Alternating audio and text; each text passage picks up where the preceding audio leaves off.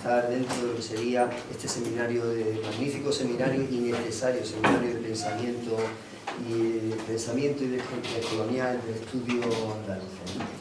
Bueno, pues yo antes que profesor he sido estudiante y antes que eso, pues durante mi época juvenil ya tenía conciencia de ser andaluz.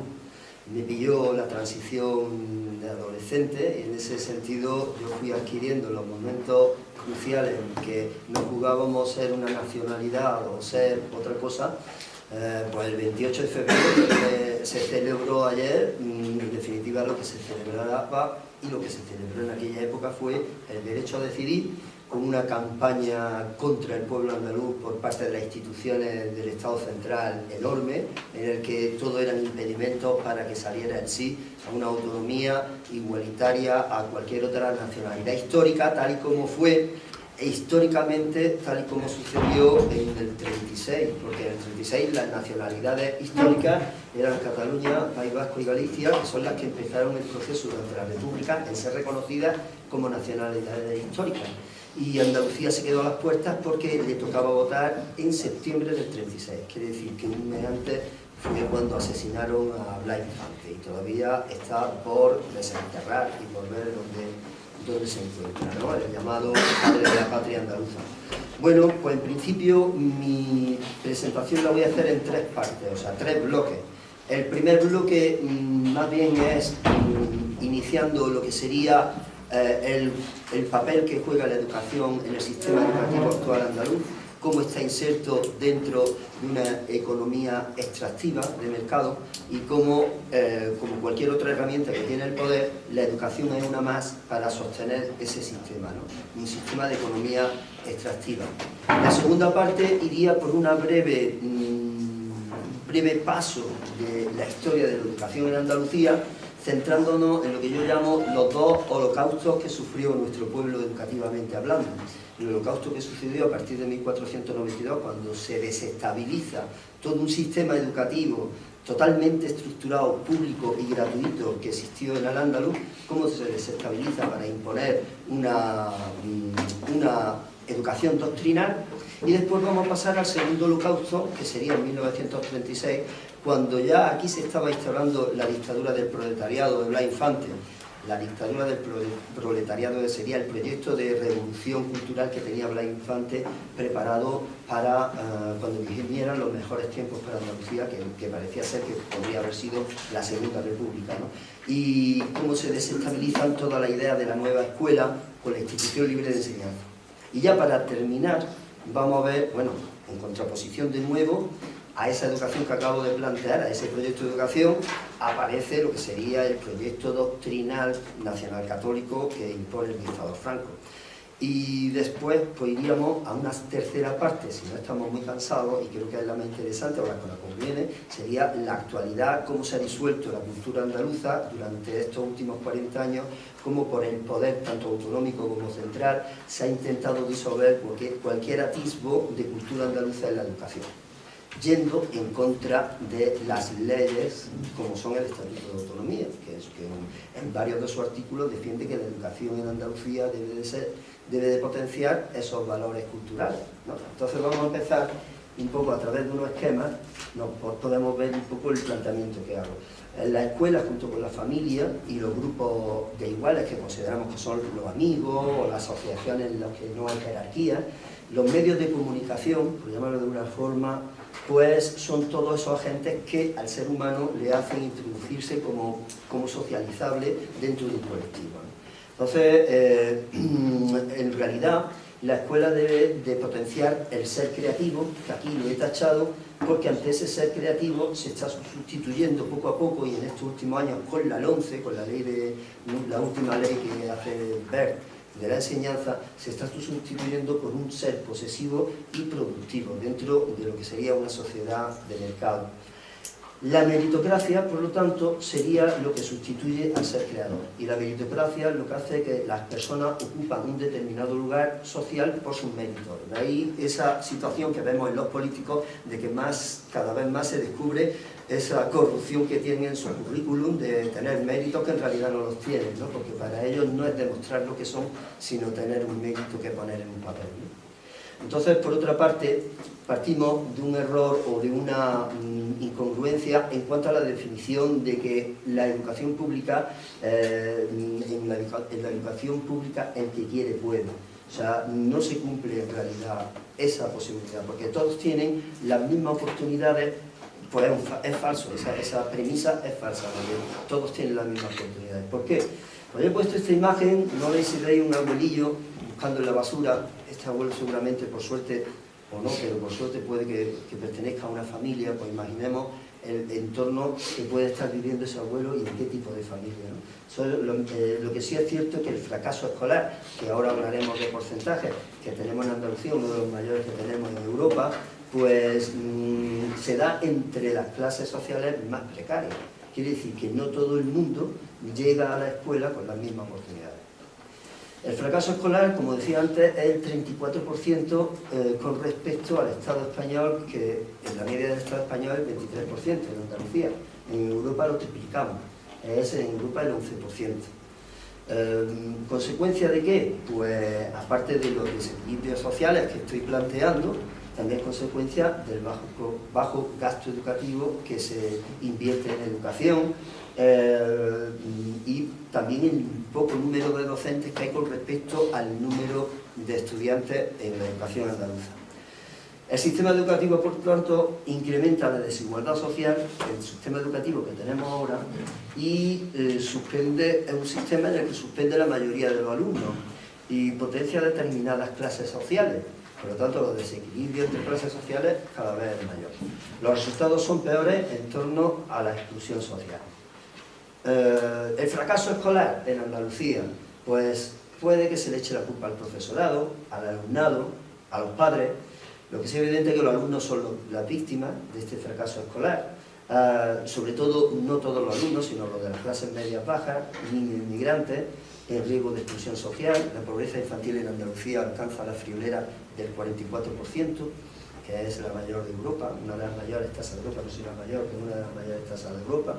Entonces, pues, y bueno, por parte de los padres, yo recuerdo en uno de los últimos informes de PISA que se dieron en televisión, le hacían una entrevista a un profesor de Navarra, que es el que tiene los niveles de mayor calidad de enseñanza, que según el informe de PISA, que tampoco es que sea un elemento de toda la objetividad, pero es un informe más que está ahí, y resulta que Andalucía da uno de los peores resultados, ¿no? El caso es que a este profesor le preguntaban en televisión que cuál era la causa de por qué un alumno tenía esos buenos resultados en Navarra. Y el profesor le contestaba, pues porque el truco, el misterio, la clave la llevaba en la mochila. El alumno la traía de casa en la mochila. Y es cierto que, según estudios sociológicos realizados, vemos que los padres no están totalmente comprometidos con la educación de su hijo. Hay un bajo nivel de formación en lo que es el nivel. Si hacemos un estudio por centros, por barrios, vemos que el nivel de educación según zonas periféricas o pueblos que están en las zonas periféricas es menor conforme te alejas del centro de las ciudades, pues el nivel de educación que tienen los padres es menor, ¿no? Conforme te alejas. Hay de los gastos que puede tener una familia en Andalucía, el menor gasto que hay es en cuestión educativa, en material educativo. Puede ser el entorno familiar que hay en Andalucía. De los 5 municipios, o de los 6 municipios que hay en todo el Estado español, estos son los más pobres, los que tienen un mayor nivel de pobreza. Entre ellos está Algeciras, Alcalá de Guadaira, Dos Hermanas, Córdoba, Linares, Almería. Los que tienen, y no quiere decir que en las demás provincias no exista alto índice de pobreza. Estos son los que más destacan, con un 37, 36, etc. No quiero aburrir con esto. El caso es que el fracaso escolar va vinculado a un entorno social. La escuela es un reflejo total de la sociedad. Y el fracaso escolar viene influenciado por la pobreza infantil, por el alto índice de paro, por esa precariedad y subsidio que hay en la economía andaluza, debido a las necesidades de una reforma agraria que sigue sin hacer, y también porque está inmersa en una economía extractiva. El alumnado está inmerso en una sociedad que aplica la economía extractiva. Esto ya lo hablo un poco más porque Delgado Cabeza lo habló el otro día, como ha sido la industrialización de Andalucía, lo tenéis ahí en índice, del siglo XVIII era el 20% de la producción, ahora estamos en el 2011 un 7,9% en la industrialización, ¿no? La producción industrial en Andalucía, por lo que hay un desfase tremendo y evidente. La juventud, el futuro de la juventud andaluza se ve rodeada de unas circunstancias que están muy relacionadas con lo que acabo de decir. Acceso prematuro al mundo laboral, mano de obra poco cualificada, pues muchos no terminan estudios o tienen solo estudios básicos, contratos precarios, tienen que acceder con contratos precarios, y no solo lamentablemente los jóvenes que viven en Andalucía, sino muchos que van a emigrar.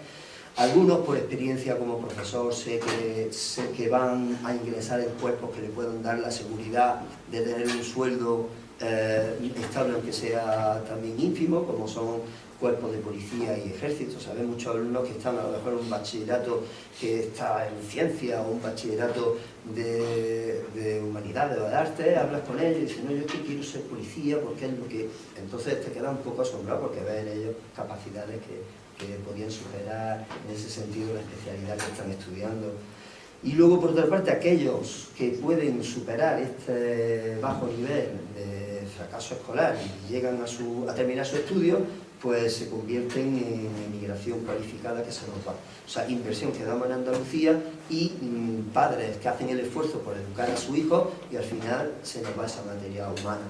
Se nos va esa materia humana, todos tenemos, seguimos teniendo. Yo cuando era joven tenía familia emigrante y ahora que soy mayor tengo familia emigrante en mi hijo, ¿no? Entonces estamos en esa situación tan precaria.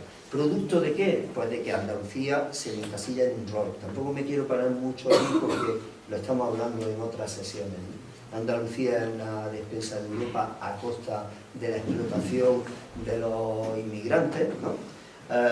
Ofrece mano de obra barata a Europa y además mano de obra muy cualificada que muchas veces lo que va a vender hamburguesas. Paraíso turístico, estamos siendo una república bananera en ese sentido porque todo el producto, se centra económicamente, todo nuestro tejido industrial se centra en algo tan inestable como puede ser el turismo.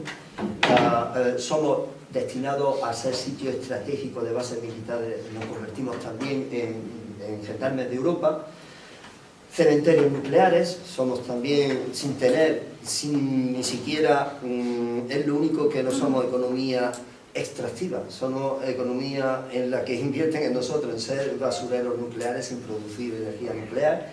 Y últimamente estamos viendo mucho los medios de comunicación cómo nos estamos convirtiendo en un centro de blanqueo de dinero, de tráfico de drogas, de ser humano. Para reforzar este rol que se le aplica a Andalucía, de economía extractiva, se tiene que crear un metarrelato donde nosotros psicológicamente podamos actuar. Desde luego nos tenemos que sentir económicamente dependientes. Eso se refleja incluso en nuestro arco del Parlamento andaluz. No hay ningún partido que obedezca estructuralmente a un organigrama que solo dependa de Andalucía. Todos tienen sus sedes centrales en Madrid, por lo tanto la estrategia, quiera o no, muchas veces van a responder a lo que el partido desde Madrid diga que tienen que hacer, ¿no? Y psicológicamente los ciudadanos también estamos supeditados a tener una lealtad a las macroinstituciones del Estado, quiere decir a España, al Estado español, a Europa y a la OTAN. Incluso ante necesidades o propuestas que sean en contra, que sepamos con los andaluces, que seamos conscientes que son en contra nuestra, nosotros las asumimos porque tenemos que pertenecer a esos estatus mayores y no tenemos que traicionarlos, tenemos que estar con ellos. Y luego pues se diseña un plan de construir una cultura andaluza que sea a la medida de todo esto que estamos diciendo. Entonces, todo se basa o se resume en esta frase. Esta frase parece que no, pero todas las tenemos en el subconsciente. Castilla nos trajo la luz y el progreso, liberándonos de la barbarie mora e introduciéndonos en la Europa del progreso y de la democracia. Quiere decir que una parte lo de la barbarie mora nos hace un relato del otro, del enemigo, cosa que es falsa y ahora lo demostraremos. Y por otra parte, la Europa es el etnocentrismo que nos hace asumir que estamos dependientes de algo, ¿no? Bueno, en torno a la cultura andaluza, ¿qué tenemos? Pues un secuestro de nuestra cultura. El Estado sabe que un pueblo sin cultura propia no es consciente de tener tampoco derechos propios. Si los andaluces no somos conscientes de nuestra propia historia y de nuestro propio devenir, pues lógicamente tampoco vamos a ser conscientes de que tenemos derechos propios. ¿Qué hace para secuestrar nuestra cultura el Estado? Pues el Estado se apropia de ella. España, como es plural, múltiple y diversa, coge una de las características más fuertes. Yo, para explicar esto, siempre pongo el ejemplo del mapa mundi que hacen para niños en la escuela o en la juguetería, en que ponen al escocés, ¿no?, al vaquero en Estados Unidos, muñequito del vaquero, y ¿qué ponen en España? Pues la flamenca, ponen mucho el torero, pero ponen el folclore más singular, que puede ser de dentro hacia afuera, o sea, visto desde fuera, el que puede ser más singular y característico. En este caso es la flamenca, ¿no? Entonces, España se convierte en Andalucía, le secuestra, no se apropia, no se podría definir si la personalidad de Andalucía es España, y por lo tanto, siempre que se habla de Andalucía, en el telediario o en cualquier medio de comunicación se habla de España, se le quita su auténtica identidad. Nuestra identidad andaluza se convierte en la marca España, ¿no? Viva España, la copla española, el flamenco universal, se va difuminando, ¿no?, su identidad. Y es lamentable a por ellos, ¿no?, por sentirse identificados con una cultura superior. Por otra parte está, como veis aquí arriba, la subalternidad. Se trata de que se adoctrina la conciencia para sentirse parte de algo. Somos el sur, lo he puesto en la franja roja de abajo, para que sea así pictográficamente un ideograma, ¿no? Somos el sur de algo indisoluble. Siempre dependemos de las dos barras que tenemos arriba, por así decirlo. Entonces, por eso es potenciar Canal Sur, potenciar, ¿qué más? El programa y qué más utilidades hay de la definición sur en los medios de comunicación. Todos estamos hartos de escuchar Cines del Sur. Eso, el Festival Cines del Sur en Andalucía, aquí en Granada, ¿no?, que es un festival que es de Andalucía, pero se llama Cines del Sur. Siempre se omite la palabra Andalucía a conciencia, ¿no?, porque el festival de cine más comercial que hay en Andalucía ahora mismo es el Festival de Cine Español, en Málaga, ¿no? O sea que, como ves, y ahí nosotros somos una de las comunidades que más festivales de cine especializados tiene, en todo el Estado español. Por otra parte, ¿qué envuelve a la cultura andaluza para estar dentro de este rol y qué le influencia? Pues la disolución de la identidad andaluza. Se va insuflando una anestesia del pueblo, destruyendo nuestros intereses políticos, un poco relacionado con el arco político que hablábamos antes. Todos estamos dependientes de organismos que están fuera de Andalucía, en sus órganos centrales. Y también el económico, con la economía sustractiva, y también se destruye, por supuesto, la conciencia de una historia propia, de una historia. Si mucho se relata en la historia de Andalucía, es de los que han gobernado, de los que han pasado por Andalucía, pero nunca del pueblo andaluz. No se ha escrito todavía una historia, o se ha escrito pero no se da a difundir una historia como agente protagonista que sea el pueblo andaluz. Y por último ya, pues una falta de transversalidad. El poder sabe que si potencia la rivalidad entre provincias, es posible que esa vertebración de Andalucía no se haga posible. Y por lo tanto, pues ya sabemos, hay partidos radicales de derecha que están por la Andalucía oriental y Andalucía occidental, que eso no ha sido de ahora, ha sido de siempre. La derecha y el fascismo siempre han intentado dividir Andalucía, y una desestructuración de la vertebración andaluza en todos los aspectos. O sea, ahora mismo todo se va a potenciar hacia Madrid, ¿no? Se sigue potenciando hacia Madrid. Un ejemplo del relato histórico, y no me voy a parar aquí en explicarlo del todo, pero en el programa no sé si lo conoceréis, está en YouTube, podéis acceder a todos los capítulos gratuitamente y os vais a jactar de ver cómo se hace un metarrelato, o sea, un relato desde el poder de lo que es Andalucía. Se llama La respuesta está en la historia. Y cada vez que empieza un programa, entre la música y la aparición de lo que serían los titulares, siempre nos recuerdan en voz en off.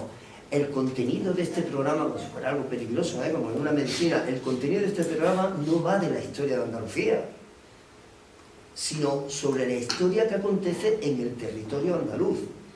de forma reiterada nos lo van diciendo en todos los capítulos. Bueno, aquí abajo lo que he puesto un poco la versión que dan del 12 de octubre, de lo que es la sangre mora. Entonces son fotogramas capturados del programa. Al-Ándalus, bueno, en principio toda la Andalucía antigua es un crisol de culturas porque somos un pueblo muy dócil y nos dejamos invadir. El segundo, que la Andalucía mora es un paréntesis entre lo que debía, un paréntesis extraño entre lo que debía ser, haber sido el relato continuo de nuestra historia de cristiandad y de centroeuropeísmo. La Andalucía del 12 de octubre, pues imaginaos, omite todo lo que es la leyenda negra que pesa sobre el 12 de octubre y la conquista de América.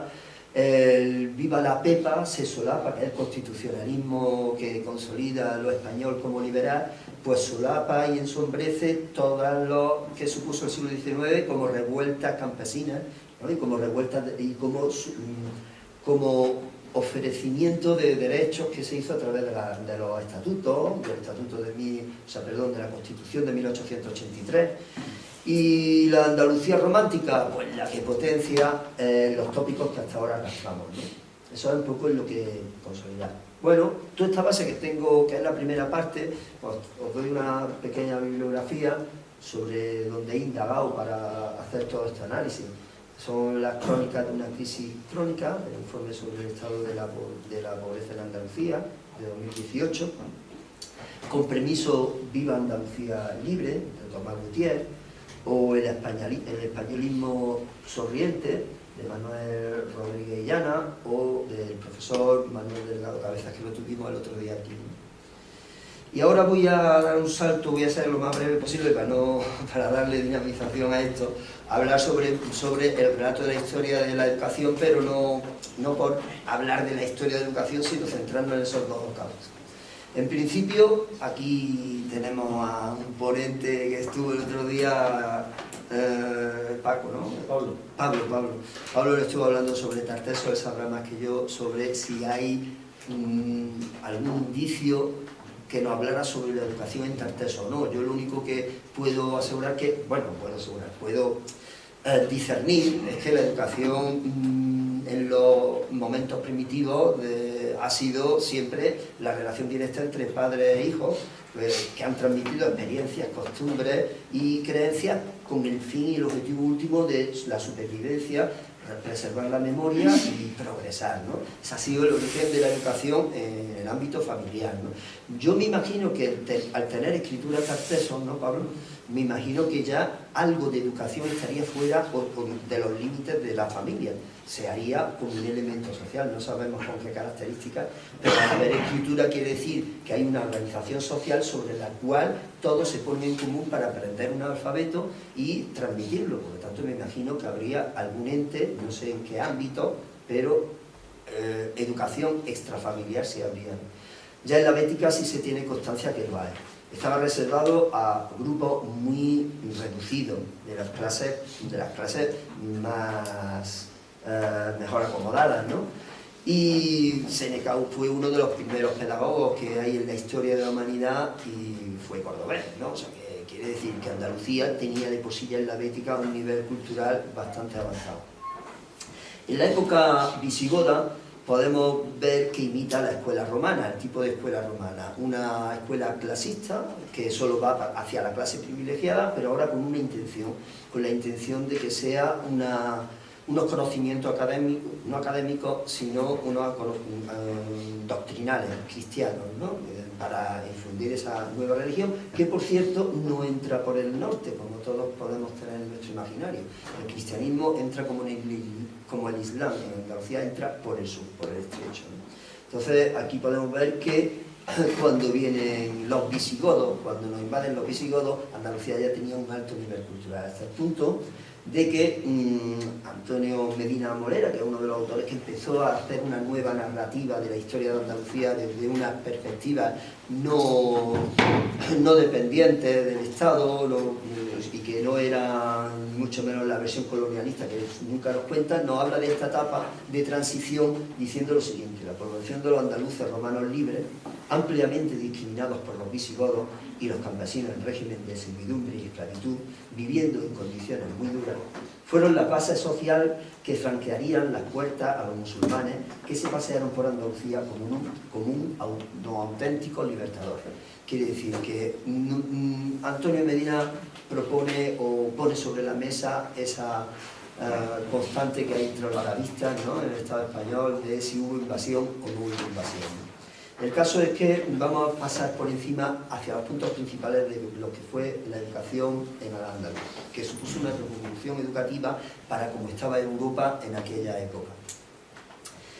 Bueno, aquí me he basado sobre un estudio realizado por un arabista a principios del siglo XX, entre el siglo XIX y el siglo XX, un arabista muy prestigioso, el único que hizo un estudio sobre la educación en Al-Ándalus, un estudio profundo, porque había muchas fuentes, sobre todo las de Ibn Khaldun y Ibn Arabi, que hablan precisamente de la pedagogía, que críticamente hablan de la pedagogía de Al-Ándalus, ahora lo veremos. Y podemos ver, este profesor es Rivera Tarragó, tiene un libro, ahora lo diré cuando acabemos este apartado. Esta moneda es muy curiosa, por una parte está en latín, por otra en árabe. Fijaos, es del 713. En el 700, o sea, 2 años después de la penetración del Islam en Al-Ándalus. Quiere decir que no hubo una imposición de lenguas, sino que se compartían las lenguas, ¿no? Fijaos que en el 705, del 786 al 705 todavía no estaba en Damasco, el califato medio todavía no había puesto el árabe como lengua oficial del poder. Quiere decir que cuando está penetrando el Islam en Al-Ándalus, todavía no se estaba hablando oficialmente árabe en Damasco. Eso nos da un resultado de que la expansión del Islam fue muy lenta al principio, y además hay que destacar una cosa interesante que dicen los arabistas, que el Islam viene de un espacio totalmente tribal. La cultura árabe sabemos que es tribal, nómada, que no ha creado ninguna gran civilización, y sin embargo cuando se expande se nutre de las civilizaciones donde va penetrando, y del Mediterráneo fundamentalmente podríamos extraer que son 4. Una es la griega clásica, otra sería la persa de la zona de Irán, la gran otra civilización que estuvo en el Mediterráneo fue la de Egipto, y la otra ya os imagináis cuál era, ¿no?, la de Tartesos, ¿no?, la que empieza Tartesos, Roma. Entonces el Islam, cuando llega a esos sitios cumbres, hay una especie de vasos comunicantes entre Persia, Al-Ándalus, Egipto, Grecia que llega, toda la cultura griega que llega por Al-Ándalus, sube a Europa. Era natural que una cultura que pone unos principios asamblearios, anarquistas, como era el principio del Islam en la península arábiga, en el que todo se hacía por asamblear, y cuando entra en lugares donde había civilizaciones establecidas, imaginaos la riqueza que pudo dar esas civilizaciones a una cultura que estaba por hacer. O sea, lo único que facilitaba es que los vasos comunicantes entre sí funcionaran de forma fluida.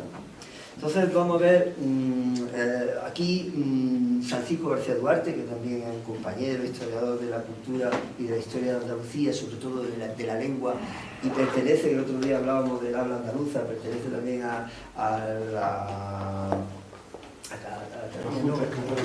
junta de escritores en andaluz. Ha hecho un libro muy interesante que habla sobre cómo todos los escritores que han escrito alguna vez se han visto obligados a escribir en andaluz, como García Lorca, que tiene parte de sus textos en andaluz, o Juan Ramón Jiménez Plater y yo también tiene algunos textos en andaluz. Bueno, tiene un libro muy interesante. Aquí habla sobre la lengua árabe, que termina por imponerse en el siglo IX, o sea que unos siglos más tarde, estamos hablando de 200 años, después de haber llegado a Andalucía, la penetración del Islam es cuando se impone como lengua oficial, porque en realidad lo que se utilizaba era el romance entre el pueblo. El sistema educativo de primaria era clave para imponer esa lengua, o para que esa lengua, por parte del poder, la educación es un arma que tiene el poder, entonces era por parte del poder cómo penetrar y que llegara a la sociedad completa. Pues la sociedad llegó a valorar mucho el leer y escribir en árabe, aunque en casa se hablara romance. Durante el califato la educación fue gratuita, nace así también el profesor como maestro, puesto que el mismo Estado pagaba a los profesores, arrendaba terrenos para pagar a los profesores. Había 27, ahora lo veremos, había 27 escuelas en Córdoba públicas para la gente más desfavorecida, pero para las familias más favorecidas sí tenían que hacer contratos con la familia. Se comprometía a cumplir que el alumno aprendiera lo pactado y lo firmado en ese contrato. Y para eso el profesor no se podía coger los dedos, tenía que hacer una preevaluación al alumnado, o al alumno que iba a tener en sus clases, para ver si iba a cumplir con ese contrato a los padres, ¿no? La administración, por lo tanto, pues donde más funcionó fue con la herencia que Al-Hakam II tiene de Hisam I, que deja una gran biblioteca. El amor y la afición por la ciencia de Al-Hakam II hace crear una gran biblioteca, hace que se rodee de una corte tremenda de sabios, y esos sabios son los que los va a tener con grandes sueldos para que no se les vaya, ya que el califa Al-Hakam II no puede ir a otros sitios, pues se nutre de que vengan los más sabios de los otros sitios a su corte, ¿no? Hay una intervención, como hemos dicho antes, directa del Estado en la enseñanza, y la escuela pública de primera enseñanza para niños sin recursos es avalada por el Estado. Dona finca, ya lo habíamos dicho este dato, ¿no? Con 27 escuelas públicas a las que se le pagan los maestros. Ahora yo quisiera hacerlo entender por qué ese interés por que los niños aprendieran. Pues porque era una sociedad y un Estado que le daba mucha importancia a la cultura. Este no es el tema a tratar ahora, pero un poco por encima, ¿no? Los preceptos del Islam son intrínsecos a la alfabetización del creyente. ¿Por qué? Pues porque saber leer es necesario para cualquier musulmán, porque tiene que leer el Corán. Y el Corán está escrito en poesía, es una forma de expresión muy culta y difícil de entender. Luego, por otra parte, saber cálculo o astronomía es necesario para orientarse. Cualquier Estado musulmán tiene que potenciar esa ciencia, porque tienes que saber la dirección a la Meca, igual que los meses del año para el Ramadán, cuando cae, que cada son meses lunares, etc. Saber medicina, porque en el Islam existe el haram y el halal. El haram es lo prohibido, de ahí viene la palabra harem, y ahí viene la palabra nuestra jarana. Vámonos de jarana, vámonos de lo que nos prohíbe, ¿no? De fiesta, de juerga. Entonces, para evitar el haram hay que tener costumbres sanas. Esas costumbres sanas te las da la medicina, la biología, lo que le llamaban los católicos, los cristianos, los castellanos, cuando lo invadieron, las brujas, porque principalmente eran las mujeres las que tenían el poder del saber de las plantas. Y luego, por otra parte, el conocimiento de geografía era muy habitual tenerlo, puesto que los que se dedicaban a la enseñanza superior se dedicaban a viajar a la Meca, pero no como un viaje espiritual solo, sino que era la única oportunidad que tenían de conocer otras facultades, como las de Túnez, como las que había en Egipto, ¿no? Se iban a ver a esos grandes profesores filósofos de los que habían oído hablar, de otros profesores que habían ido a Córdoba, iban a buscar y aprovechar ese viaje como si fuese un viaje de estudio. Por lo tanto, debes conocer todas las ciencias, te acercaba a ese dicho que dice el Corán: la ciencia te acerca a Allah, que Allah no es otra cosa que una idea, no es un ser, ¿no? Es que aquí, cuando lo podemos decir, nos puede parecer que la idea de Allah es un hombre que no sabe. Bueno, estrategia contra el fanatismo religioso, que también lo hubo, porque aquí la escuela maliquí fue la que predominó y por lo tanto tenía un poder religioso determinado, y se confiaba mucho cuando alguien venía hablando de otras teorías, ¿no? Pues era protegido por los califas, hasta el punto que había libertad de cátedra, y hasta en los peores momentos se buscó la forma, como era maestros que estuvieran como Ibn Masarda, que estaban muy cuestionados, el califa los protegía creando un monasterio alrededor de la ciudad que allí pudiera tener su escuela y sus seguidores, pero no lo prohibía de forma inquisitorial. Esta diapositiva es importante. Ibn al-Arabi, filósofo de nuestra tierra, tenía un sistema, hacía una crítica al sistema que se imponía de enseñanza en todo lo que sería la umma, o sea, la comunidad mundial musulmana, y era que se estudiaba la ortografía de los textos y estrictamente a través del Corán.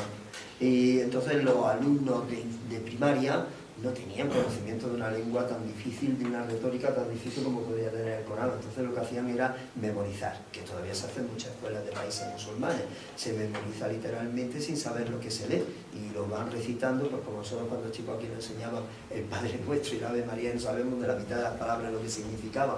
Entonces en Al-Ándalus se preocupan, que es el sistema educativo que hay a la derecha, que también tenemos noticias de él, porque Ibn Khaldun también consideraba que este sistema que se aplicaba en Al-Ándalus era el mejor método de enseñanza, pues era empezar por la poesía y la gramática, de forma que se hiciera, como llamamos, una lectura comprensiva. O sea, se elegían textos que el alumno pudiera dominar y se le daba mucho énfasis también a ampliar el vocabulario y a completar la gramática que pudiera usar el alumno. De forma que Al-Ándalus se convirtió en un centro neurálgico del saber y de la exportación de la caligrafía, porque se cuidaba mucho el estilo, la estilización de la forma de escribir, conscientemente sabiendo lo que se escribía, ¿no? Y eso le hacía ya, o le creaba un interés al alumnado de enseñanzas superiores hacia la inclinación hacia todas las ciencias. La mujer, lo único que hay que destacar de aquí sería que la mujer llegaba, estamos hablando de la Edad Media evidentemente, ¿no? En Europa ni mucho menos se podría hablar de estas circunstancias. En Al-Ándalus sí es verdad que las mujeres de clases sociales altas, o incluso las esclavas prestigiosas de grandes señores, o bailarinas cantoras de familias con poder establecido en la sociedad, pues accedían, muchas de ellas accedían a una educación esmerada. De forma que incluso cuando llegaban a estudios superiores no se les daba un título diferente al de los hombres. O sea, tenían que cursar los mismos estudios que los hombres y se les daba la misma titulación. Había mujeres que llegaron a ser maestras, como la famosa hija de Banu Hamd, de Córdoba. Yo ahora mismo estoy trabajando sobre un estudio de la mujer en Al-Ándalus, ahora mismo tengo que sintetizarlo, ahora os enseñaré parte de mi trabajo. Sabéis que cuando una empresa soy de arte estoy por el tema de descolonizar el lenguaje visual en nuestra cultura, y ahora les diré por dónde va mi trabajo. Entonces ahora mismo tengo recogidas nada menos que 90 mujeres de los siglos que cuenta Al-Ándalus, son los 7 siglos. Quiere decir, si nosotros nos paramos a pensar en 7 mujeres del siglo XIX andaluzas con protagonismo, o sea, 9 mujeres o 10 mujeres o 12 mujeres, nos costaría un poco conseguir las 12 mujeres. Sin embargo, si yo las 90 mujeres las reparto entre los siglos, me da a 12 mujeres importantes por cada siglo, que no es así, evidentemente. Hubo siglos en que la mujer, por ejemplo, nosotros dentro del periodo musulmán somos conquistados también, somos conquistados por los almohades y los almorávides, ¿no? O sea que es que 8 siglos da para mucho, ¿no? ¿Cómo era la enseñanza de los andalusíes que no eran musulmanes? Pues en su infancia era una enseñanza o familiar o en el entorno donde vivían, en la judería, el rabino, y era gratuita. Estudiaban en la sinagoga o estudiaban las catequesis en la iglesia, ¿no? Sin embargo, es curioso, cuando accedían a la enseñanza superior, vamos a ver que hay 2 tipos de enseñanza en Al-Ándalus superior. Una que es doctrinal o religiosa, y otra que es lo que le llamaban la ciencia antigua. Entonces esa ciencia antigua la estudiaban en árabe. Por eso Maimónides escribía en árabe muchas de sus obras, porque era la lengua oficial. Es como si pues se impone el inglés, dentro de unos años ya se va a imponer todo. Yo creo que en la universidad todo va a ser ya en inglés, porque yo soy profesor de secundaria, ahora mismo el bilingüismo está acabando de ser al 100% en la secundaria. Quiere decir que las próximas generaciones, todo un nivel mínimo de inglés los jóvenes van a tener. Pues eso es lo que pasó un poco con el árabe. O sea, no es que fuera la lengua que se hablara en la sociedad, pero sí era la lengua culta, ¿no? Entonces, esa lengua era la que era el vehículo para esta enseñanza superior. Aquí tenemos las 3 etapas. La de niños de instrucción primaria ya la hemos hablado antes. La de 12 a 13 años se estudiaba ya, si era más doctrinal, porque empezaba a meterse, ya conociendo vocabulario y lengua, sí se empezaba a hablar de religión, de derecho, que sabéis que en el Islam no hay cajones estancos entre las ciencias, todo se intenta vincular, ¿no? Entonces el derecho estaba íntimamente relacionado con la religión, la lógica, las tradiciones, la memorística y la oratoria. Y luego ya en los contenidos, más que hablar de los contenidos que habría en la educación superior en esta diapositiva, lo que tenemos que ver es que ¿Por qué se movía la especialidad de los estudiantes que llegaban a estudios superiores? Pues el currículo se lo iban haciendo a ellos, un poco como estamos ahora haciendo con las carreras. Ahora hay esas carreras que son mixtas, que eliges una especialidad con otra y te montas tu especialidad. Lo que te decían ahí era que te especializaras primero en una cosa y después fueras buscando otras especialidades. Era un poco lo que quedaba en el... Estos son los dos bloques que comentaba antes. Cuando hablemos de la madraza de Granada, Universidad de Granada, de Jesús I, por ejemplo, siempre nos cuentan los guías que allí se daba solo religión, y no es exactamente así.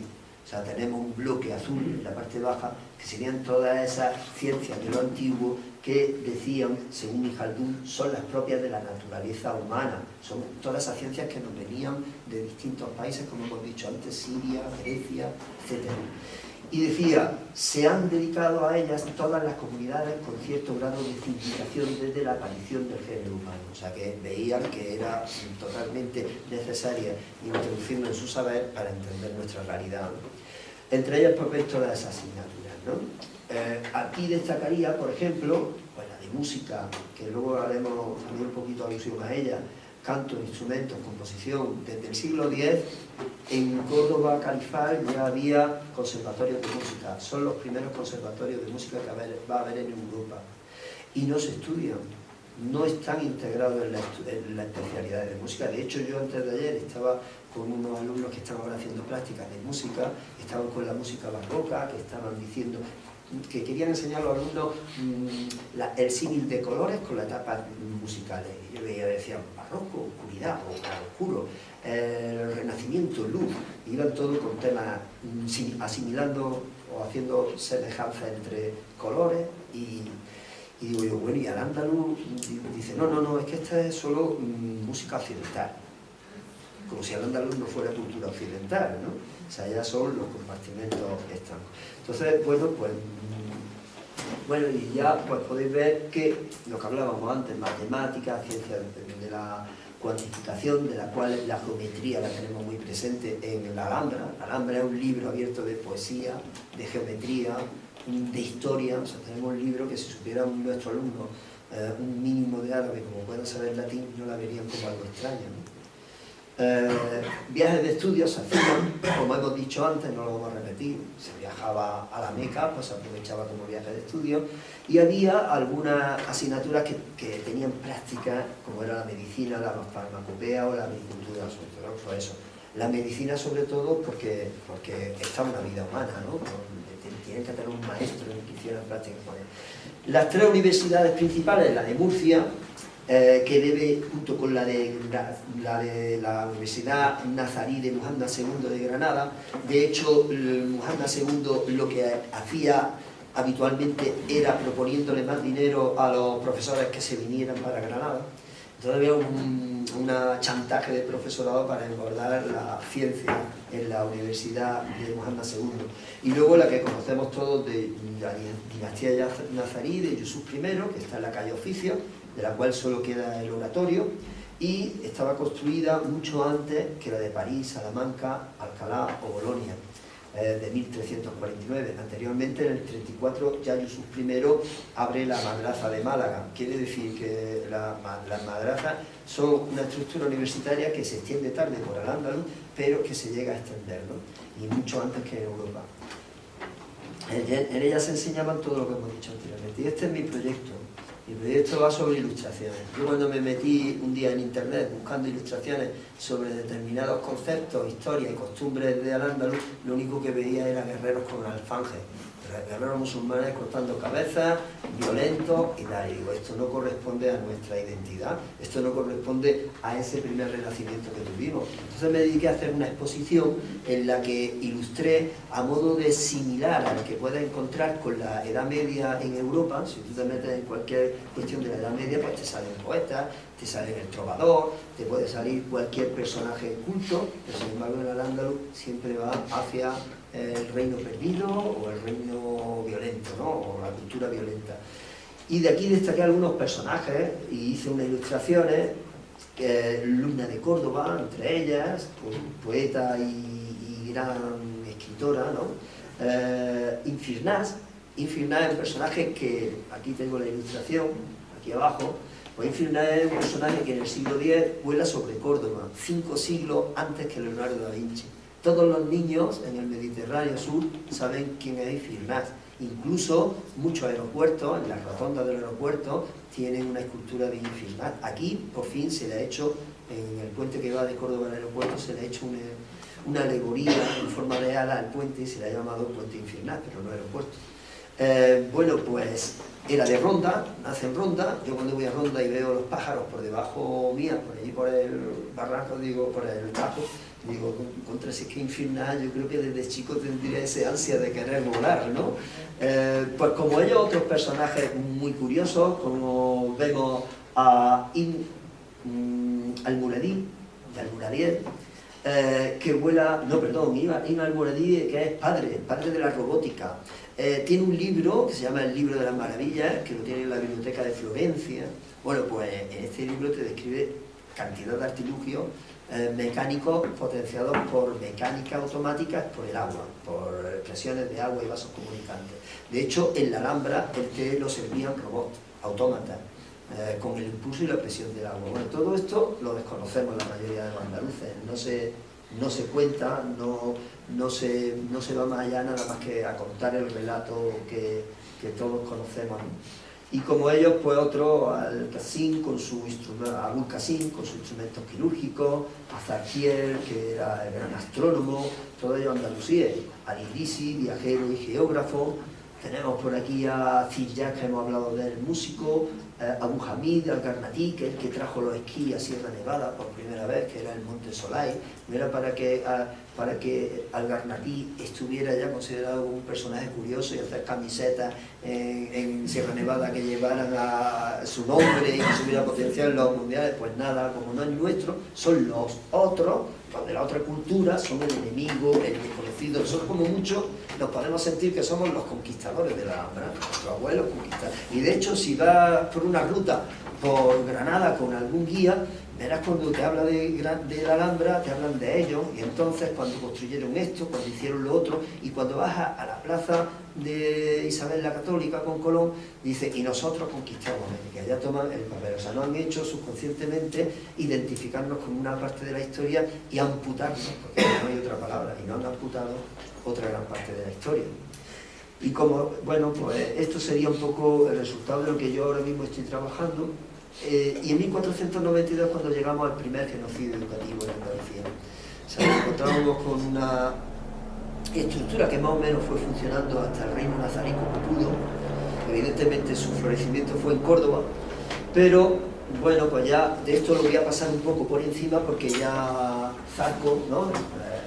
Zarco habló el otro día sobre la guerra de la Alpujarra, sobre cómo se incumplían las capitulaciones. Aquí distinguí que en 1500 se cierra la Universidad de Granada, incumpliendo las capitulaciones, y es a causa de las revueltas que hacen los moriscos porque no se respetan lo acordado en las capitulaciones del Reino de Granada, no las capitulaciones de Santa Fe, que son las que hacen con Colón para ir a América, sino las capitulaciones de Granada que firman con Boabdil para que sea respetada la cultura andalusí en Granada, para que Granada no sea tomada, sino que sea entregada. Y sin embargo, aquí seguimos pues celebrando la falsa y mal llamada toma de Granada, porque Granada nunca fue tomada. Málaga sí. Arrasaron con niños, con criaturas, con mujeres, las asesinaron, las violaron, y con el miedo ese que se tuvo a lo que pasó en Málaga, aquí no se quiso llegar a lo mismo. Entonces Boabdil cedió ante varios inviernos duros de asedio que estuvieron resistiendo a los granadinos, y sopesó si era mejor entregar Granada o pasarla por cuchillo y sangre y pólvora, ¿no? Entonces eso es lo que un poco aconteció. Lo importante son estos dos personajes. Fray Hernando de Talavera también se habló en la otra ponencia, y aquí tenemos al cardenal Cisneros. El cardenal Cisneros rompe con la metodología educativa de integrar a la comunidad andalusí a las nuevas costumbres que se imponían por los conquistadores, y el cardenal Cisneros, viendo que pesa mucho 8 siglos de civilización, que ahí no se hace nadie cristiano de verdad, lo que decide es cortar por lo sano. O te bautizo y te haces cristiano a la fuerza, o te expulso, ¿no? Y además tu cultura ya vamos a quitarla del medio, no se hace Biblia en árabe, lo que vamos a hacer es quemar todas las Biblias, hacía Biblia en árabe, vamos a quemar todos los Coranes y lo que en Plaza Virrambla, y lo que vamos a hacer es que, como yo no soy tonto, el cardenal Cisneros no era tonto, dice, me voy a llevar los libros de ciencia a Alcalá de Henares. Y allí están todavía, guardados nuestro legado cultural, lo tienen conquistado, eso tendría que estar ya en la Cuesta del Chapín. Bueno, pues Arde la Memoria. ¿Qué es este cartel de Arde la Memoria? Que tenemos aquí otro. Pues Arde la Memoria es una esperanza dentro de lo que es la sociedad granadina. Hay parte de colectivo, Arde la Memoria es una plataforma de organizaciones no gubernamentales, de asociaciones, que se han juntado para luchar contra ese metarrelato que nos han impuesto de lo que era la toma de Granada, la Granada del enemigo, del moro como enemigo, cuando en realidad nosotros debíamos de estar junto con Córdoba explotando lo que sería la cultura del encuentro, de la interculturalidad. Eso sería lo ideal. Sin embargo, nosotros seguimos viviendo en una sociedad que lo único que explota es el rechazo al otro, con lo que está cayendo en el mundo, ¿no? Entonces, Granada Abierta está formada por Granada Acoge, por SOS Racismo, por grupos de asociaciones gitanas, cristianos de base, mujeres musulmanas, Asociación de Mujeres Musulmanas de Al-Ándalus. Bueno, pues todo este cúmulo, Almenara, del cual pertenezco yo, que es una asociación social para promover la cultura andaluza. Toda esta gente hace varios actos, todos hacemos varios actos, que son entre ellos el de Arde la Memoria. El primer año que se hizo como una actividad educativa, por eso me paro un poco en él, cuando había un poco más de sensibilidad en el instituto, como el tripartito. Y la dirección de todas las bibliotecas de Granada intentó celebrar en torno al Día del Libro, antes del Día del Libro, en torno a la fecha que se supone que ocurrió, que fue a finales de febrero, la quema de libros en la Plaza de Rambla, hizo un acto muy bonito de construir un libro entre todos los alumnos de Granada. Un libro libre, se decía, se hizo un pasacalles muy bonito en contra de la tolerancia, en el que aparecían todas las culturas, todas las culturas que formaban nuestra cultura, que era la cultura andalusí. Y después, pues, Granada Abierta la ha retomado y lo está haciendo todos los años en colaboración con la Feria del Libro de Granada y junto con la Universidad de Granada. Los alumnos de Semítica, de esta facultad, de la Universidad de Granada, se ofrecen para leer textos. A veces pues se dedica a Lorca y se lee Lorca en árabe, Lorca en hebreo, Lorca en castellano, y es un acto muy bonito, ¿no? Muy curioso. Es otra forma de respirar, ¿no? Es otra forma descolonial, ¿no? Son esos microrelatos que tenemos que oponer al discurso colonialista. Esta casa no sé si la conocéis, está donde se comen los caracoles, en el Albaicín, que es la plaza de Aliatar. Bueno, pues esta es la casa que es particular. Yo intenté que se convirtiera en museo a través de gente que conocía y que podía hacerla museo, intenté, pero al final la compraron y debía de ser patrimonio de la ciudad porque es la casa de la doctrina, se le conoce como casa de la doctrina, donde todos los niños eran adoctrinados en el cristianismo, ¿no? Todos los niños moriscos. Bueno, pues los moriscos, al revelarse en todos esos siglos, en los años que veis ahí, en 1499, 1502, 1568, el poder civil obligaba a dos cosas, a convertirse o a ser expulsado. La enseñanza en esta escuela estaba en manos de la Iglesia y el único objetivo era adoctrinar. El fracaso fue tremendo, porque por eso apareció el cardenal Cisneros, porque no había remedio. ¿Cuáles eran las consecuencias de no alcanzar los objetivos mínimos exigidos? Pues la consecuencia era el fuerte arraigo de las costumbres sociales de la comunidad que se quería adoctrinar. No entendían con que no podían bañarse, pero eso que era de no poder estar en un sitio público nosotros bañándonos desnudos, y lo hemos hecho toda la vida. La forma de entender la espiritualidad, o sea que solo tenemos la fuerza que pensar en una religión, pero si mi vecino era judío, el otro era mozárabe y ahora todos tenemos que pensar igual, eso es muy fuerte, ¿no?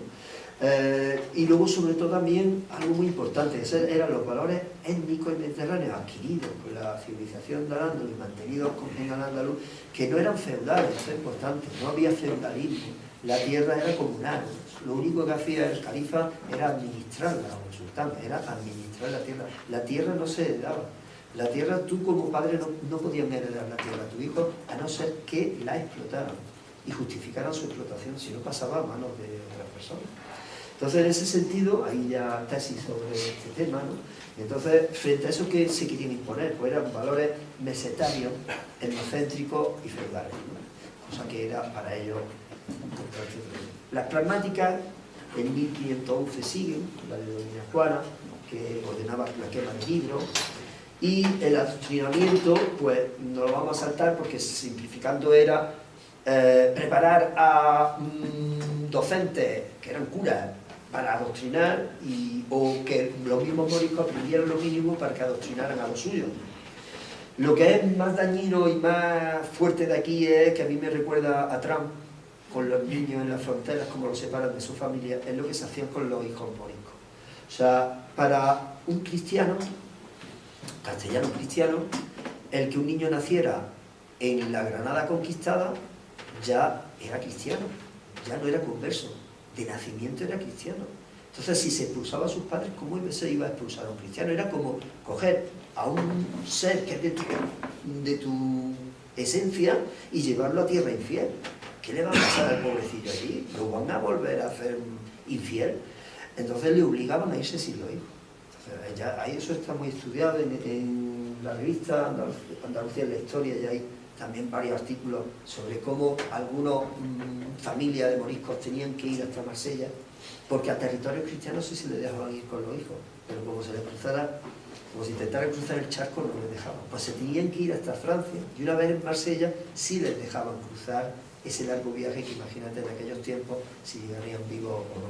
Hay una película muy interesante que se llama 1609, La expulsión, que es un docudrama que habla sobre este tema y está bastante curioso. Se hizo en torno a la conmemoración del 400 aniversario de la expulsión de los moriscos.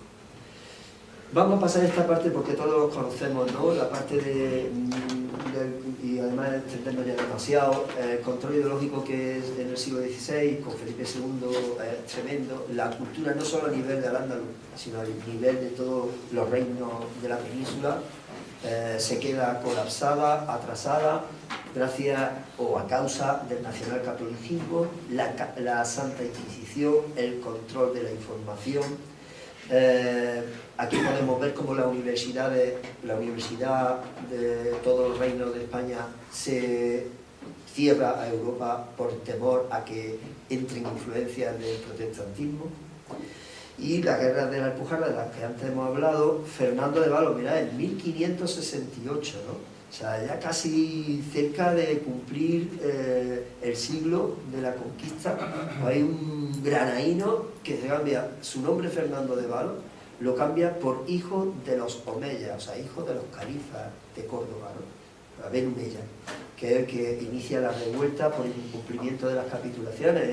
Fernando de Valo era uno de los caballeros 24 del Ayuntamiento de Granada, de los moriscos, nazaríes, mal llamados moriscos, que tenemos que decir que ellos no se consideraban moriscos, eran andalusíes, moriscos lo llamaban para diferenciarlos y para que se supieran que eran otros, que no eran los castellanos. Bueno, esta es la última expulsión y la Santa Inquisición es lo que hay que destacar de estos siglos. Después, durante el siglo XVIII, el despotismo ilustrado es que todo para el pueblo, pero sin el pueblo. O sea, vamos a educar al pueblo no para que sea culto, sino para que sea funcionalmente productivo, ¿no? Vamos a enseñarle lo suficiente como para poder ser explotado y que nuestros negocios funcionen bien. Esto no lo vamos a saltar un poco, se crean estas escuelas, pero como ejemplo, por ejemplo, la Escuela Patriótica de Enseñanza Profesional para las Niñas, en la que se enseñaba escuelas de hilado en Triana y San Lorenzo, pero era para las niñas, para que pudieran estar dentro de las fábricas, no para alfabetizarlas. Y en 1812, con la Constitución de Cádiz, pues es un avance del liberalismo, pero hay que tener en cuenta que no dio esos grandes pasos que ahora va a dar la educación andaluza en este mismo siglo. Que, por ejemplo, la enseñanza que promulga la Constitución no es obligatoria, no se plantea que sea obligatoria la enseñanza, tampoco se plantea que deje de ser católica y monárquica. Y luego, por otra parte, sí tiene esa parte positiva de la libertad de expresión, o sea, y de anular la Inquisición. Es la primera vez en ese periodo histórico que desaparece la Inquisición de la historia del Estado español. El absolutismo vuelve y muchas de estas cosas son controladas por el absolutismo, las universidades, y pasamos a esta parte que sí, aunque la vayamos a ver rápido, pero sería el siglo XIX. Este movimiento de revueltas populares, de movimientos cantonales, la Junta Central de la Federación de Andalucía, constituida el 9 de septiembre de 1835, los movimientos que surgen a raíz de la Revolución Cantonalista La Gloriosa, en la cual hay que destacar el 21 de julio de 1873 el Manifiesto Federal de los Andaluces que se hace en España. Pero todo esto no se estudia en los institutos. O sea, yo ahora mismo, luego hablaremos de cómo se vive en los institutos la cultura andaluza, que va a ser ya la tercera parte. Pero esto solo si se hace algo en los institutos es porque haya un profesor o una profesora que sea sensible y conozca esto. Si no, ni lo han aprendido en la universidad ni se le ha dado la importancia que tiene. Entonces, esta Constitución no dura ni 3 días, que es lo que se escuda a los profesores de historia del instituto. Nada, pero si eso no duró ni 3 días. Oye, pero para ser escrita y con el nivel que estaba escrito, no estaba escrito en 3 días. Eso fue un proyecto muy serio. Entonces, vemos, destaco de aquí que dice: Andalucía es soberana y autónoma, se organiza en una democracia republicana representativa. Vamos a pasar un poco y destacar lo que dice la Constitución de 1883, en la cual se basa nuestro estatuto actual, o hace referencia a nuestro estatuto de autonomía actual, hace referencia a la Constitución del 83. No sé si hay alguna ponencia sobre esto, creo que sí, ¿no? Más adelante va a haber ponencia sobre el constitucionalismo, este año no. Bueno, pues destacar solo que ya sí se habla de instrucción pública y obligatoria, libre de pensamiento, que es muy importante, se mantiene la libertad de enseñanza e instrucción que sea gratuita y hasta los 12 años de edad que sea esa gratuidad. Eso son para el tiempo en el que estamos hablando, es importante. Y ya pasamos, nos estamos acercando de lleno a lo que podría haber sido la segunda revolución cultural de nuestra tierra y que fue truncada con el franquismo, con la dictadura de Franco. La escuela nueva es un concepto de escuela que se va extendiendo por toda Europa, con unos principios éticos y de valores humanistas tremendos. ¿En qué entorno sucede? Pues entre la Primera República y la dictadura de Miguel Primo de Rivera, pero va a llegar incluso hasta la República. Pero aquí es donde se juega lo que va a ser la institución libre de enseñanza. Si observáis, la institución libre de enseñanza fue, curiosamente, fundada por Francisco Jiménez de los Ríos en 1876 y le obligan, pero es fundada gracias a que durante la Primera República Española se da libertad de cátedra, que había sido hasta entonces anulada. Una vez que se aprovecha eso, se empieza a generar la idea de crear una institución educativa que libere a generaciones nuevas y haga al hombre nuevo. No sé si habéis visto la película de La lengua de las mariposas, ¿no? El discurso que el maestro da al final, ¿no? Una vez que creemos una generación libre en la educación, ya no habrá esto quien lo pare, ¿no? Porque gracias a así, pero esa era la intención de la institución libre de enseñanza, crear un hombre, un ser, para la palabra de aquel tiempo, un hombre nuevo, y quería hacer así una mujer y un hombre y una mujer nueva, ¿no? Bueno, por este caso, Francisco Jiménez de los Ríos se ve obligado a que, según las normas y leyes que hace la dictadura de Miguel Primo de Rivera, que era un sentido de la educación católico, nacional católico, le impide hacer enseñanza superior, porque su idea era crear una universidad que tuviera esos principios éticos y morales, ¿no? Pero ¿qué es lo que hace? Pues le obligan a Francisco Jiménez de los Ríos a hacer enseñanza primaria. En la enseñanza primaria sí se permitía la libertad de enseñanza, pero en la enseñanza universitaria no. Y por lo tanto, las instituciones privadas se ven obligados a hacer una institución en primaria. Aquí va a haber algo revolucionario y único en la historia de la educación, porque nos vamos a encontrar a los mejores profesores en ese momento de la Universidad del Estado Español totalmente volcados en una de las partes más fundamentales de la enseñanza infantil, la enseñanza primaria. y va a ser un experimento que prácticamente va a durar hasta nuestros días, pero no va a ser reconocido. No sé hasta qué punto ahora se está empezando a reconocer en las universidades de pedagogía toda esta labor que hicieron estas personas. Aquí están, en este cuadro, puestos los principios de la institución libre de enseñanza. Era una concepción humanista para crear un hombre nuevo, un ser, una persona nueva, neutralidad religiosa y política, independencia del Estado de cualquier confesión religiosa y de cualquier escuela filosófica. Por eso en la lengua de las mariposas podréis haber visto como cuando el niño le dice al profesor: ¿usted cree que el infierno existe? Dice el profesor muy respetuoso: ¿y en su familia qué piensan? No le contesta, ¿no? Porque tiene una conciencia de no ser doctrinario, ¿no? En absoluto. Fusión de la escuela primaria y secundaria, quiere decir interniveles de madurez, porque fluye el conocimiento de un alumno con otro. Claro, para eso hay que entender que el alumno va a ser un agente activo en el sistema de enseñanza, va a ser un educador más dentro de lo que es el aula. Y luego ya pues una educación que debe abarcar toda la vida personal integral. O sea, es el potencial que tú hayas tenido en la escuela libre de enseñanza te va a servir como empuje para que toda tu vida estés ilusionado por aprender más. Esas eran las ideas principales. Y aquí pues estaba todo lo que era la metodología, que se puede resumir en que era una metodología activa. Se salía de las clases en cuanto se pudiese. Por eso en la película de La lengua de las mariposas se ven muchas escenas que el profesor se los lleva al campo, porque era donde aprendían de verdad la teoría. No era tanta conocimiento recibido con la memoria, sino más bien con la experimentación, con la vivencia. Y es un poco la esencia. Darwin era un profesor de honorario de la escuela de la institución libre de enseñanza, que es lo que se buscó el enemigo y el rechazo de la Iglesia Católica en aquel tiempo, ¿no? Y ahora tenemos algo menos conocido, del cual tampoco se habla en lo que serían las carreras de educación, ¿no? de pedagogía. Cuando todos los andaluces, dice el manifiesto de 1919, cuya conmemoración de 100 años está pasando totalmente desapercibida ahora mismo en lo que es nuestro devenir, ¿no? Y más desapercibida va a pasar con lo que está cayendo, pues en el manifiesto del llamado de la nacionalidad, que en Córdoba el 1 de enero de 19 se dice, y es importante, lo digo porque es importante para lo que vamos a leer ahora sobre su proyecto educativo: cuando todos los andaluces conozcan su verdadera historia y esencia, será cuando logremos llegar a obtener el poder necesario para exigir el respeto a nuestra personalidad tan diferente de aquella que tratan de imponernos. Esto lo dice Blas Infante.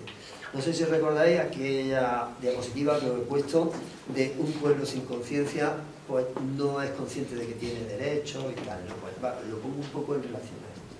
Blas Infante dice, Blas Infante no, todos los que firman el manifiesto en Córdoba llegan a decir entre ellos: no habiendo sido jamás Andalucía entregada a sí misma desde la conquista y dominación cristiana, ¿cuántas veces fue libre? Creó la única maravillosa civilización. Su último periodo de libertad fue el andaluz. Esto, desde el punto de vista educativo, también es importante conectarlo con lo que acabamos de ver del sistema educativo andalusí. Ellos eran en 1919 conscientes de la importancia que supuso esa época.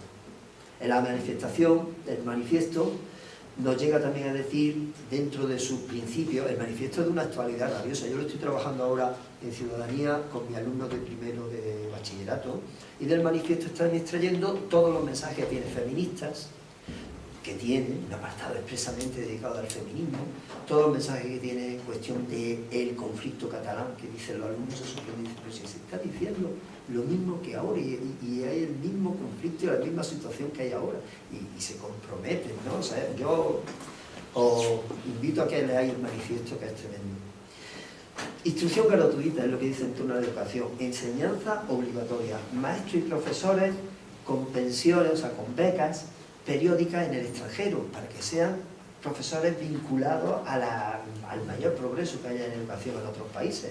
Y sobre todo, reforma de los códigos arcaicos españoles y amoldarlos al carácter andaluz, de espíritu libre, ¿vale?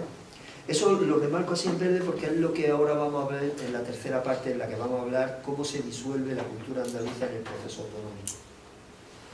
Este es el libro que escribe 3 años después Blas Infante. Hay 2 publicaciones, este realizado por la Junta y otro por, creo que es por la Fundación. En este viene argumentado al principio, en el otro solo el texto de Blas Infante.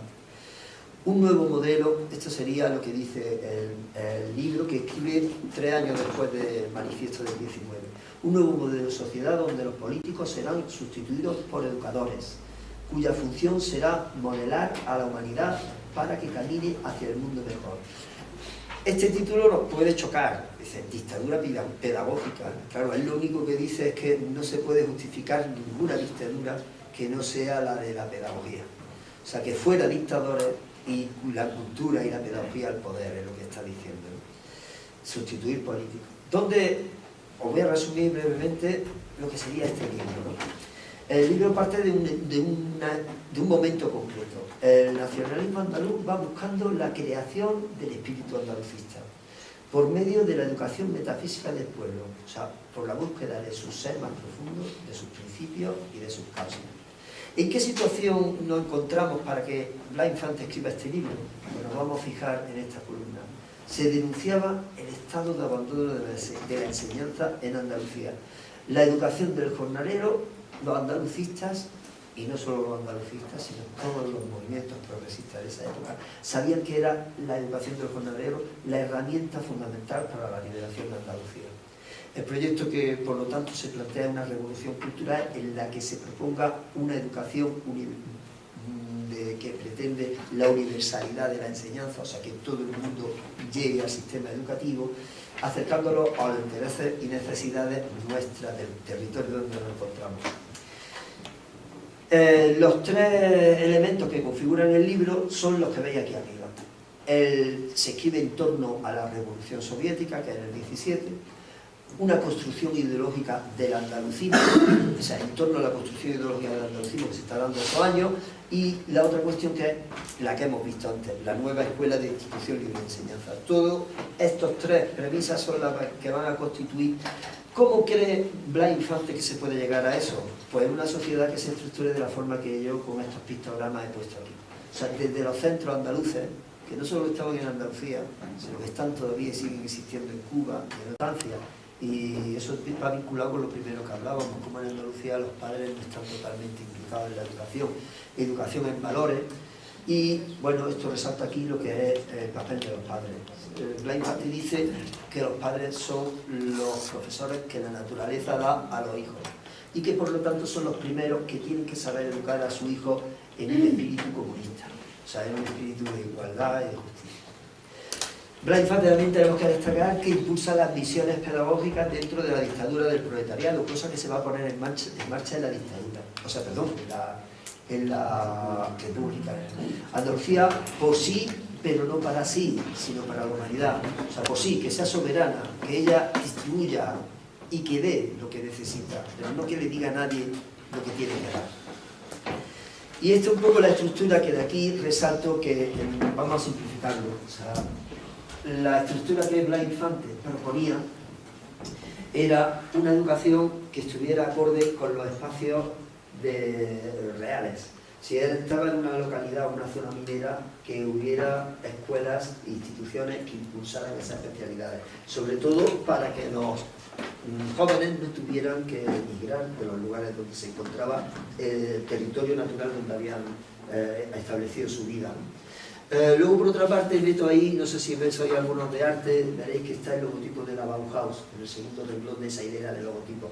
Es que yo leyendo la dictadura pedagógica, el proyecto de Blas Infante, yo creo que Blas Infante había oído que la Bauhaus estaba en Alemania funcionando.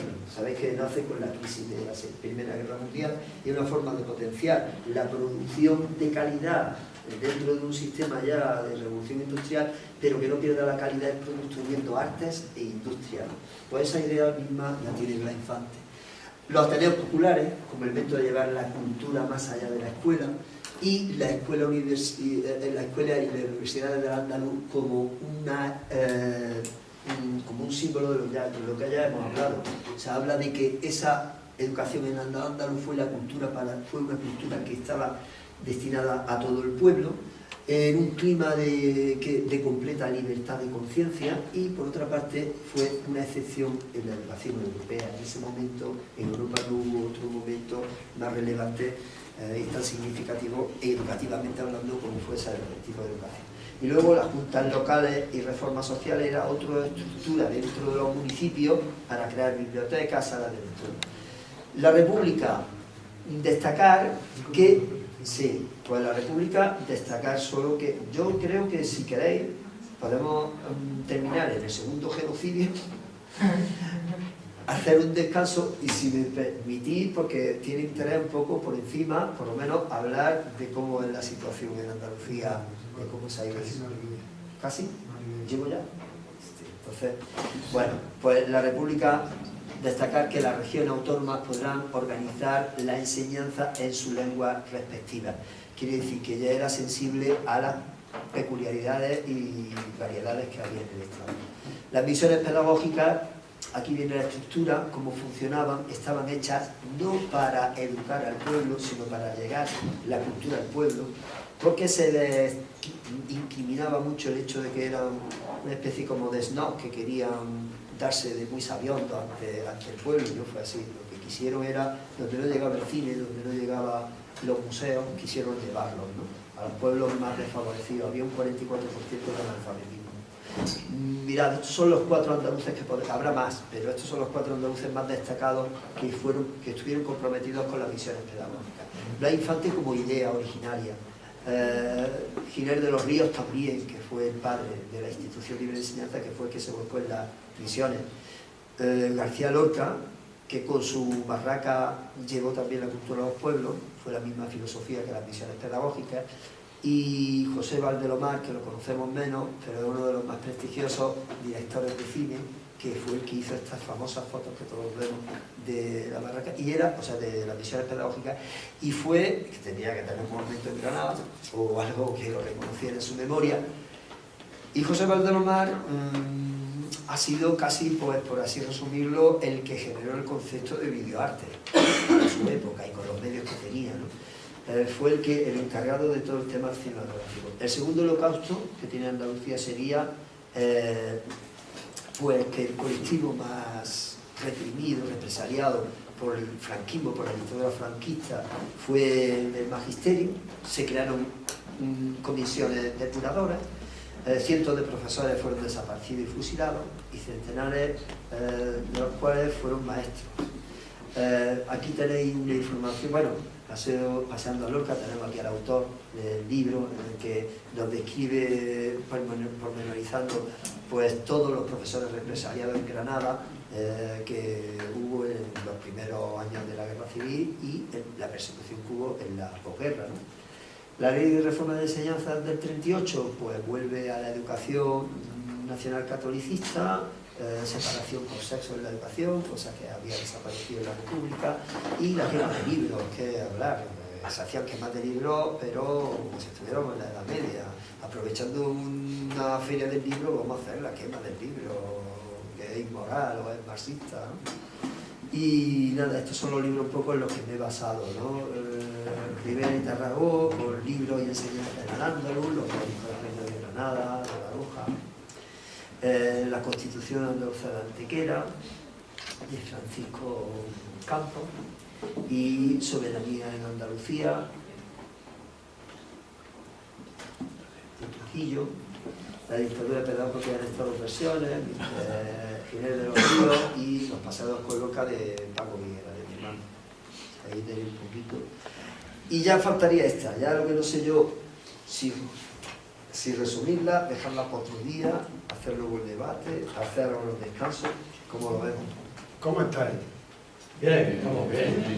Le damos Vamos a darle 15 minutos. 15 minutos de tregua a Pepe y ya luego hacemos descanso. Sí. ¿Sí? Bueno, esta parte es muy interesante en el sentido que vamos a analizar cómo los libros de educación, cómo las leyes han ido conscientemente desde el 92 hasta ahora, han ido ya quitando, disolviendo la cultura andaluza en educación. De pasar de libros que teníamos de texto en asignaturas, hemos pasado a la desaparición de esa asignatura, incluso a la desaparición como transversalidad del concepto cultura andaluza. Pero eso me gustaría explicarlo que fuera 10 minutos. 15 días. ¿Pero seguimos? Claro. Sí, bueno, vamos, rapidillo. Vamos a ver dónde desmantelar la... Ahora empieza la... ¿no? Ahora empieza Vamos con la introducción, pero es que ahora es cuando viene la polla. Del ilusionado intento del 77 por la recuperación de la cultura andaluza a la disolución del 2014.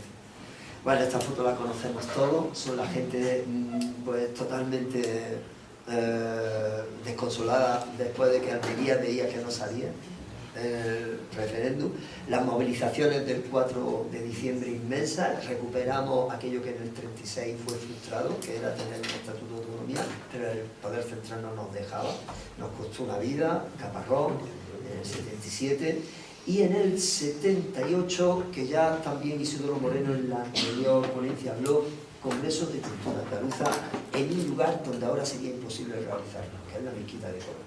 Era un acto público dentro de la Mezquita de Córdoba, aquí tenéis la foto, ahora sería imposible ni imaginarlo.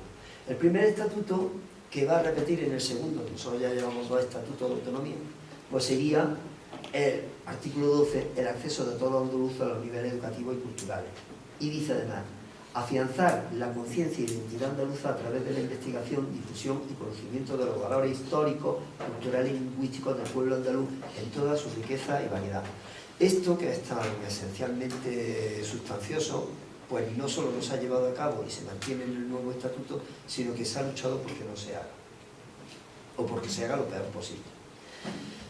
No sé cuánto estáis en educación secundaria, pero en todos los institutos tenemos, se lo ha solido quedar o bien la biblioteca o bien los departamentos de historia, esta serie de talleres de cultura andaluza que eran elaborados tras haberse instituido la Consejería de Educación, de ellos muchos intelectuales, entre ellos Isidoro Moreno, sobre todo el sector universitario de la educación, conformaron lo que tendría que ser recuperado en lo que no había en los libros de educación. Se hicieron unas carpetas con una especie de material pedagógico abierto, flexible, perfeccionable, no cerrado. De hecho, se hicieron 2 tandas, se congregó otra vez a los intelectuales y profesores universitarios para seguir trabajando una segunda tanda, y eran como pequeñas hojas sueltas donde por delante y por detrás se analizaban aspectos sobre la historia, las costumbres y la antropología de Andalucía. Esto era lo más parecido a una Wikipedia de aquella época. No había internet, pero sí era como compartir para configurar materias que no existiesen.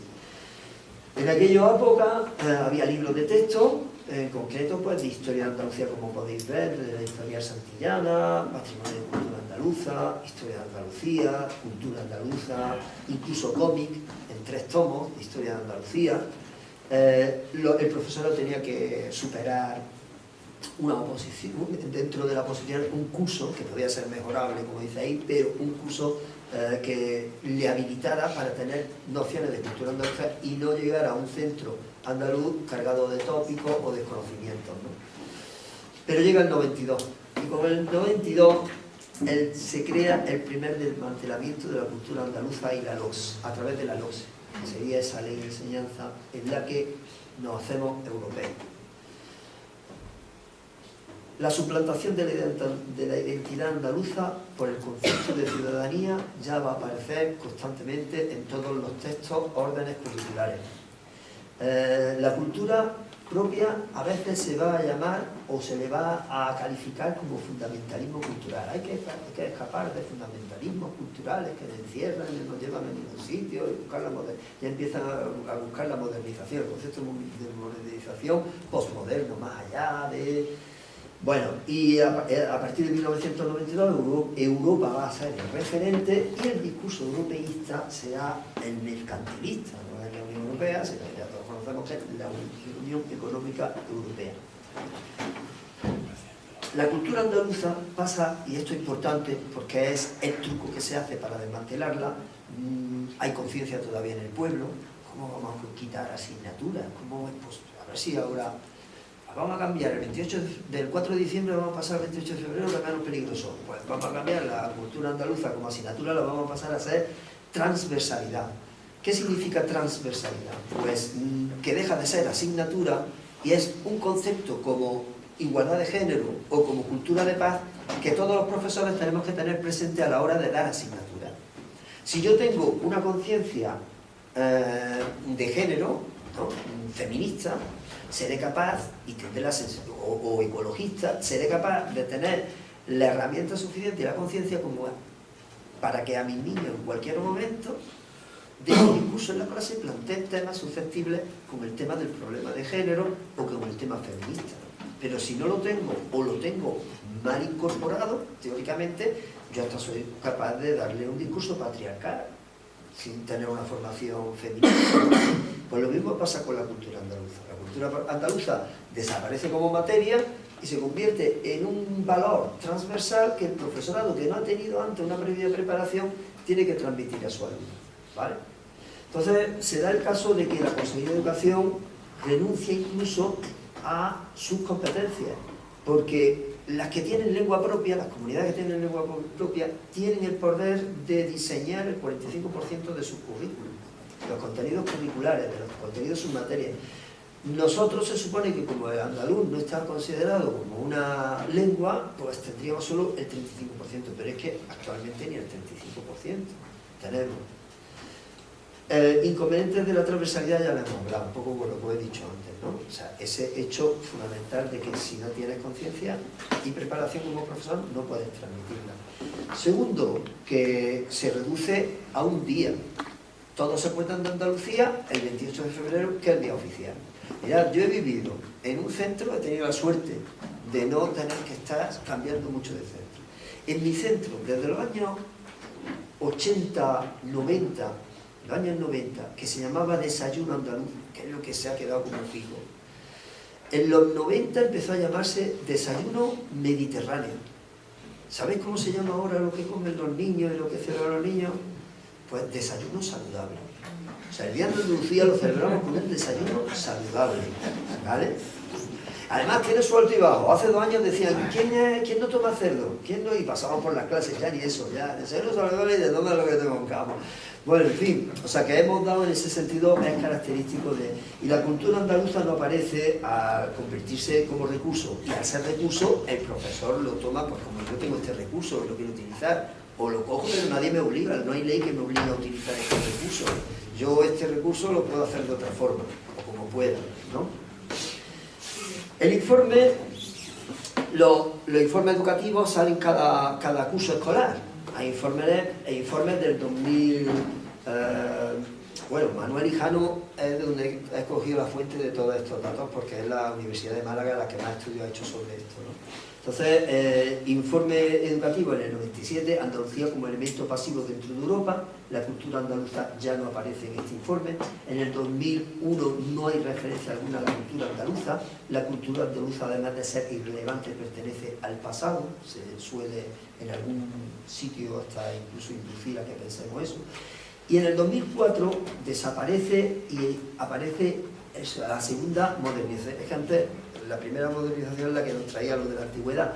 Entonces, la segunda modernización, los valores postmodernos son los que ya se imponen ante la práctica educativa. Un valor postmoderno es aquel que está globalizado, individualista y pertenece al todo, ¿no? Entonces se desubica, ¿no? Se desubica al alumnado en una realidad concreta, y no solo en una realidad, sino muchas veces en el análisis de una problemática concreta donde él vive. Aparece el segundo estatuto, llegamos al 2007, ya estamos en el siglo XXI. En el segundo estatuto podemos ver que la defensa, podemos ver lo mismo, pero además de lo que hemos leído en el primer estatuto, dice en el cuarto, defensa, promoción y estudio y prestigio de la modernidad lingüística andaluza. En el primer estatuto no hablaba de educación de modalidad lingüística andaluza, aquí lo reconoce, pero no se ha hecho absolutamente nada. Si tú haces una encuesta sobre el valor que le dan el andaluz, que yo lo he hecho en mis clases, del valor que tienen los alumnos ahora mismo andaluces de su habla, es nefasta, ¿eh? O sea, es increíble los resultados que te puedes encontrar que te dicen lo que para ellos es andaluz. Luego, por otra parte, se complementará el sistema educativo general con enseñanzas específicas propias de Andalucía. Antes de la LONCE no existía ninguna optativa andaluza. En la LONCE lo único que ha hecho es poner en una especialidad, la Junta de Andalucía, lo único que ha hecho es no modificar la LONCE para nada y tan solo incorporar en el bachillerato de sociales una optativa que si el centro puede ofertarla es de patrimonio andaluz. Pues normal, yo llevo 3 años intentando ponerla en mi instituto y no hay profesorado para darla, entonces tienen prioridad la otra asignatura, por tanto no es fácil dar esa asignatura. Corresponde, en el capítulo 2, artículo 52, corresponde a la comunidad autónoma las materias relativas al conocimiento de cultura andaluza, y después dice que tiene la competencia compartida para establecer los planes de estudio, o sea, los currículos. O sea, que Andalucía podría tener perfectamente unos planes de estudio propios en nuestras materias, en las que damos el instituto. Pues vamos a ver el informe de 2007 y 2008. Esto ya es tremendo. Dice, la cultura andaluza, dice en ese informe, se considera una limitación, bueno, no dice el informe, esto es un análisis que se hace. La cultura andaluza se considera una limitación al poseer muchos elementos que no son mercantilizables. Y lo que sí dice el informe, dice, el escaso, se destaca del informe el escaso aprecio que dice que tenemos los andaluces por la meritocracia, aquella palabra con la que hemos empezado. Después, la escasa actitud innovadora que tenemos, la poca disposición a la movilidad geográfica. Esto porque lo hemos saltado, pero hay discursos de políticos andaluces que desmontan ya el concepto de migración, ¿no? Y te hablan de que ya no es que estar en Finlandia, pues no es migrar. Que el Estado solucione sus problemas individuales, los andaluces somos fáciles para eso. La escasa penetración de la cultura emprendedora, el gran aprecio por el tiempo libre, la gran preocupación por asuntos materiales como el salario, el empleo estable, la vivienda, y escasa experiencia con las tecnologías innovadoras, como si todos ya los países hubieran nacido sabiendo eso, de las tecnologías innovadoras. El proyecto Etnocida, que lo llamo también, sería el de la legislatura del 2011 al 2012, la legislatura octava, el informe que se hace del 12 al 12. Hay una total disolución de la cultura andaluza, no se exige a los opositores ningún conocimiento sobre cultura andaluza. Y el análisis de los decretos que hablan sobre asignaturas, os pongo aquí algunos ejemplos. En geografía e historia de la ESO en Andalucía, se dice el objetivo se obvia Andalucía cuando definen, por ejemplo, el programa, el currículum, dice conocer y analizar e identificar la diversidad y espacios y distinguir los rasgos geográficos diversos del entorno español, mediterráneo y europeo. Andalucía no aparece por ningún sitio. En historia de bachillerato, la historia de Andalucía está íntimamente ligada a la historia de España y la humanidad. En ciencias, geografía e historia de primaria, del 2004, ninguno de los objetivos se refieren a Andalucía. Ninguno. En ninguna de las modalidades de la asignatura. En la enseñanza obligatoria no hay ninguna oferta de asignatura optativa ni obligatoria sobre Andalucía en el 2004. El informe de duración de 2014 a 2015. Este es un cartel tenía a la derecha del Partido Nación Andaluza que dice alto del españolismo en la aula con un sistema educativo verdaderamente andaluz. Esto fue cuando salió la LOMCE. Todo el mundo estábamos contra la LOMCE, no se habla de que la comunidad educativa participe en esa reforma, se hace a toda prisa, y si yo os dijera que la ley tiene hasta repetidas asignaturas, por ejemplo, dibujo técnico está 2 veces, y no sabemos por qué. Y hay asignaturas que tienen contenido desarrollado y otras asignaturas no los tienen y solo tienen los criterios de evaluación. O sea, fue una ley chapucera y rápida. Bueno, en la LOMCE, las principales intenciones de esta ley, ya sabéis la frase que dijo Ver en el Congreso. Está hecha para españolizar a los alumnos catalanes. ¿Por qué? Pues porque los andaluces ya están españolizados, ¿no? Evidentemente, y hay que seguir españolizándolos, adoctrinándolos. Somete como bloque de contenido el arte andalusí, por ejemplo, por poner un ejemplo, en la asignatura Fundamentos del Arte que la imparto, tú pasas del bloque temático de arte visigodo, pasa al barroco sin ver un bloque temático que ocupa 10 siglos de historia del arte, que es el arte andalusí. Lo quitan. Lo pone junto a un epígrafe que se llama Arte Suntuaria Visigoda, Arte Hispano-Musulmán. 10, bueno, he dicho 10 siglos porque el neomudéjar, ¿no? Podemos hablar de que llega a América, de que hay todavía el modernismo, que le llamamos aquí regionalista, que es como el modernismo catalán, es nuestro modernismo. Pues nada, nada. Optativas tan solo para la modalidad que le hemos dicho antes, esa de modalidad ciudadanía. Bueno, aquí tenéis unos libros que saltaron mucho hace poco a la prensa, ¿no? Que decía que Antonio Machado ha pasado unos años se fue a Francia con su familia, allí vivió hasta su muerte. O el de García Lorca, dice que se lee peor. Después de... Se fue con su familia. Sí, a la casa de una galga, Federico murió, sí, ya está, ¿no? Análisis de los libros de texto andaluces, que un poco está apartado, editoriales, que casi ninguna es de Andalucía. El artículo 3.6 dice que hay que especificar que se refleje expresamente los contenidos de cultura andaluza y sus textos e imágenes tienen que presentar atención a la cultura andaluza.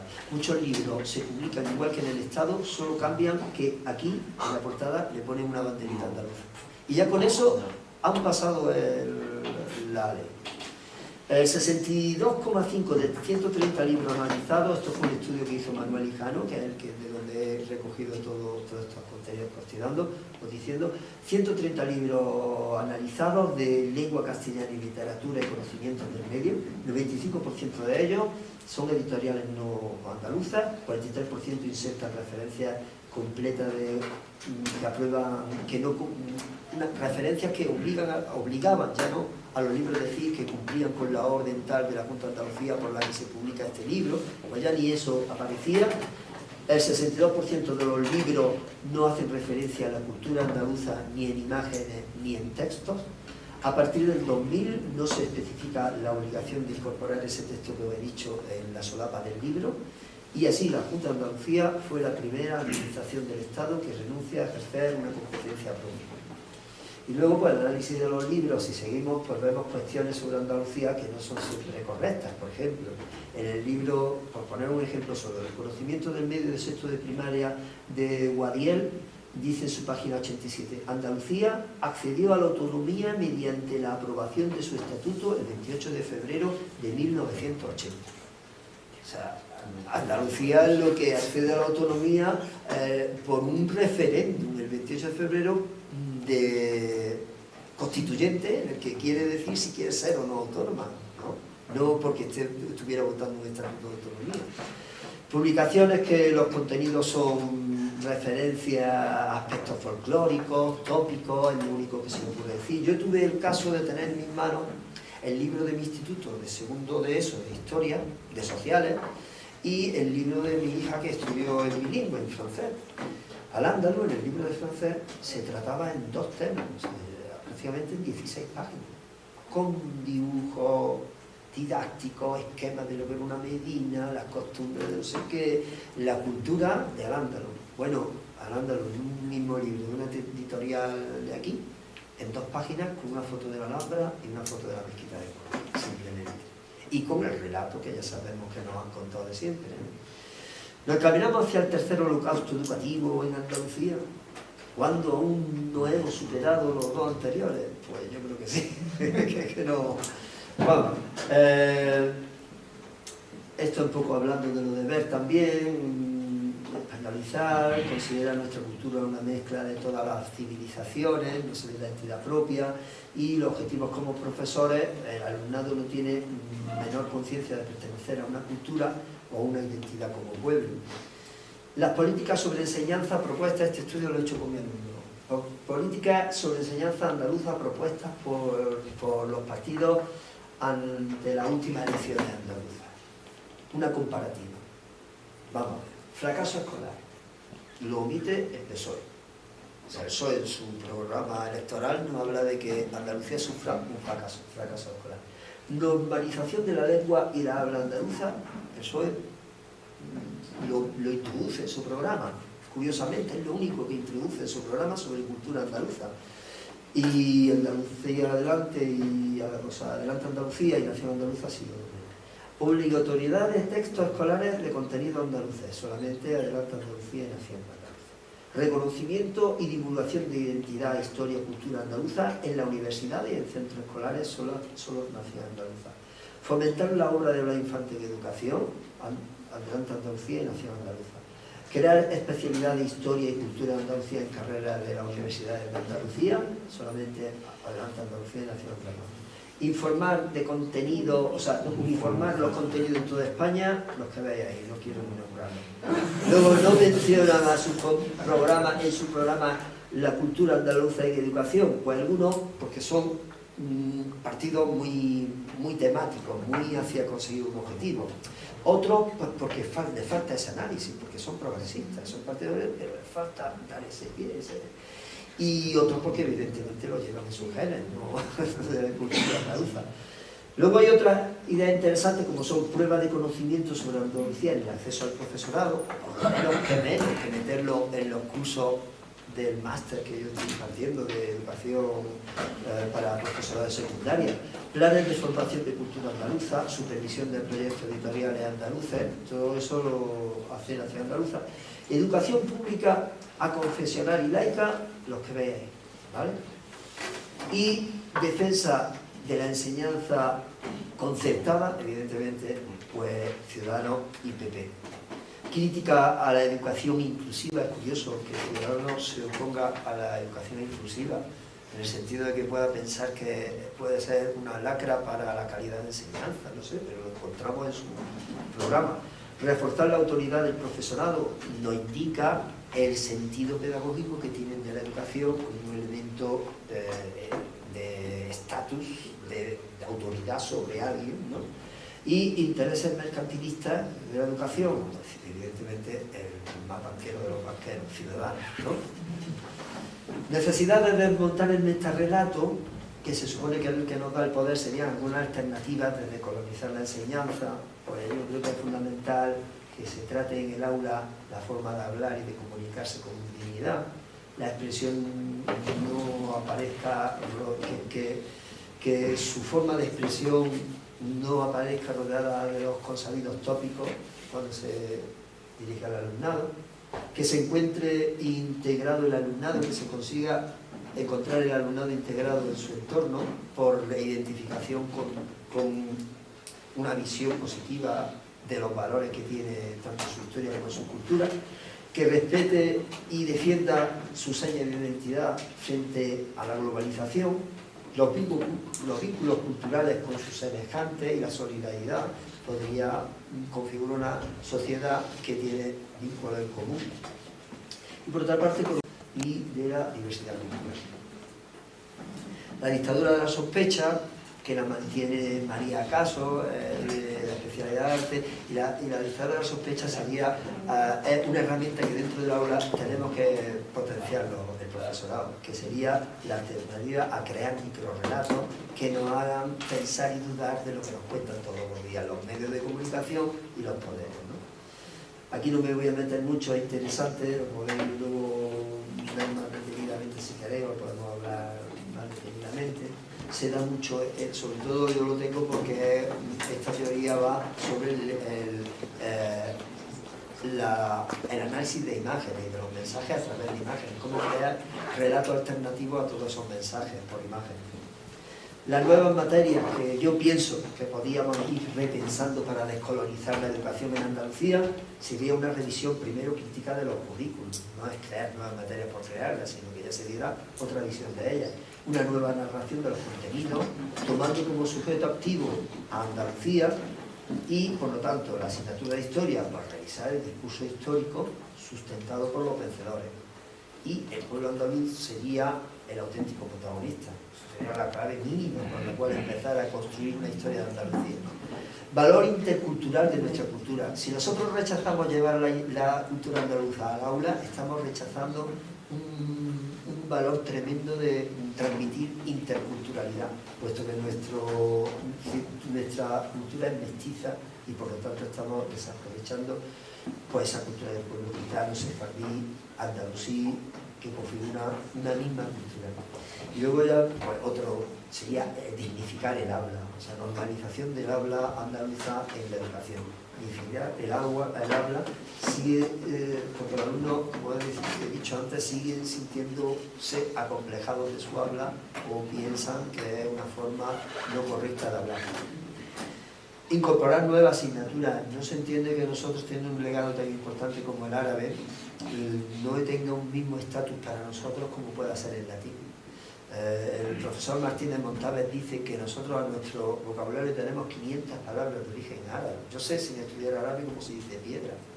Lajar, que es Guadalajara, ¿no? Guadalajara, ¿no? El río de la piedra. Guadal, río. Kabir, grande.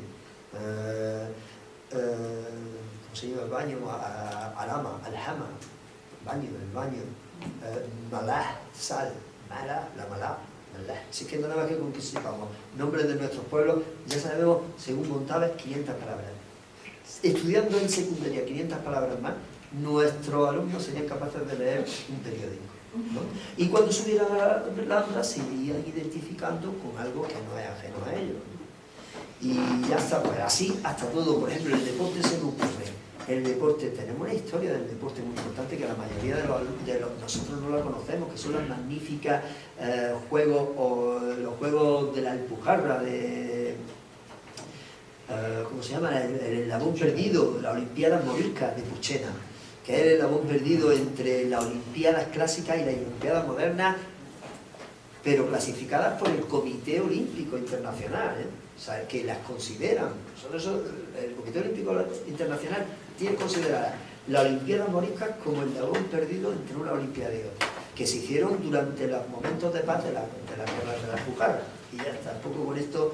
Ahí podríamos seguir hablando de cómo la historia del arte, aparte de la revisión de lectura de género, hay que hacer la revisión también de lectura de que lo andaluz no es solo universal, ¿no?